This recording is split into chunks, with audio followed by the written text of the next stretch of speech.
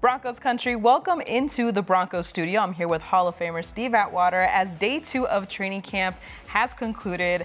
It was pretty fun to be out there. It was really hot, but the guys were really focused, locked in. Great out there. You know what? You're right. The heat was on the field. So, What general takeaways did you have from today's practice?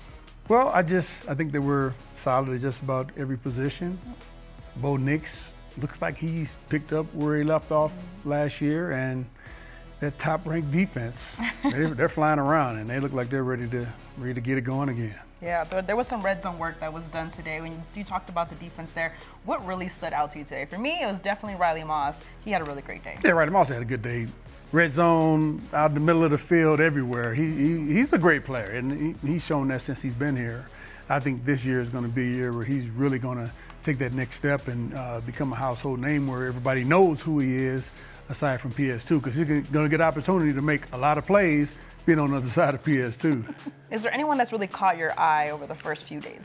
Well, the number of times they've thrown the ball to Evan Ingram, and I haven't seen him drop a pass. He's caught every last one of them that I've seen. I'm sure he put 1 or 2 on. You're like disclaimer. But he looks really impressive to me. The running backs, R.J. Harvey, J.K. Dobbins, those guys are going to be a load to bring down.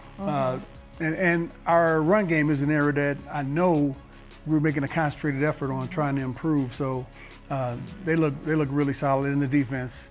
The way they've been. PS2 smooth as usual. Riley Moss, like we talked about a little earlier, he's playing really well.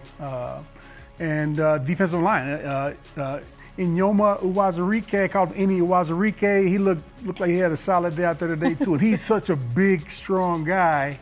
And I know he wants to have a dominant year this year, so I'm looking forward to seeing this progress. Well, head coach Sean Payton did say that on Monday the pads will be on for these guys. From the player perspective, what's the biggest difference you see there, and kind of how does that take practice to the next level?